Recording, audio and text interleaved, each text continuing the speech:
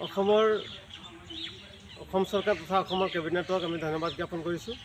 যিহেতু নোয়াখাই উৎসৱ অসমৰ উড়িয়াসকলৰ জাতীয় উৎসৱ, এই জাতীয় উৎসৱটো অসমৰ কেবিনেটে যিটো চৰকাৰী বন্ধ ঘোষণা কৰিছে, তাৰ কাৰণে আমি অসম উড়িয়া উৎকল যুৱ পৰিষদৰ হৈ তেখেতসকলক অসমৰ মুখ্যমন্ত্ৰী হিমন্ত বিশ্ব শৰ্মা ডাঙৰীয়া তথা অসমৰ চাহ জনজাতি কল্যাণ মন্ত্ৰী সঞ্জয় কিষাণ ডাঙৰীয়াক আৰু সকলো কেবিনেটৰ সদস্যক আমি ধন্যবাদ জ্ঞাপন কৰিছোঁ।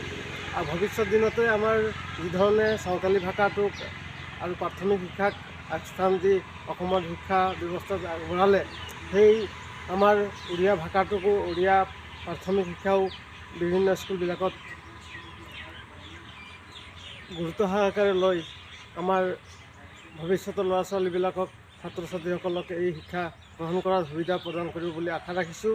বিভিন্ন ক্ষেত্ৰত আমাৰ আমি বিটিআৰত চাইছোঁ যে প্ৰমোদ বড়ো ডাঙৰীয়া এপ্ৰিলৰ প্ৰধান প্ৰমোদ বড়ো ডাঙৰীয়াই উড়িয়া সংস্কৃতিৰ কলা সংস্কৃতিৰ গৱেষণা কেন্দ্ৰ গৱেষণা চৰ্চা কেন্দ্ৰ এটা নিৰ্মাণ কৰি উড়িয়াসকলৰ যি সাংস্কৃতিকৰ ভঁৰাল চহকী কৰিব বিচাৰিছে।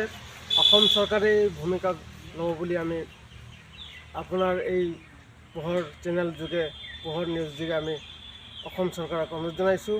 অসমৰ বিভিন্ন প্ৰান্তত বসতি প্ৰধান অঞ্চল আছে, যেনেকুৱা ব্ৰিটিছে হাড়ভাঙা কাম কৰিবলৈ চাহ গছত কাম কৰিবৰ কাৰণে চাহ জনগোষ্ঠীসকলক আনিছিল। সেই চাহ জনগোষ্ঠীসকলৰ ভিতৰত অধিকাংশকেই হ'ল উড়িয়া জনজাতিৰ লোক।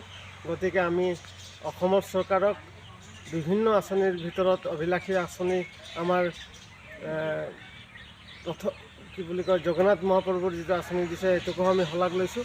আৰু ভৱিষ্যত দিনত আমি আশা কৰিছোঁ যে অসম চৰকাৰে উড়িয়া সংস্কৃতিৰ ভঁৰাল চহকী কৰিবৰ কাৰণে আমাৰ সাংস্কৃতিক গৱেষণা চৰ্চা কেন্দ্ৰ কেইবাটাও জিলাত দি আমাক সহায় কৰিব বুলি অসম উড়িয়া উৎকল যুৱ পৰিষদ কেন্দ্ৰীয় সমিতিৰ তৰফৰ পৰা আমি অনুৰোধ জনাইছোঁ আৰু ধন্যবাদ জ্ঞাপন কৰিছোঁ। পুনৰবাৰ ধন্যবাদ জ্ঞাপন কৰিছোঁ আৰু অসমৰ উড়িয়া ৰাইজৰ হৈ সৰ্বাংগীন উন্নতিৰ কাৰণে আমি কামনা কৰিছোঁ। ধন্যবাদ, নমস্কাৰ।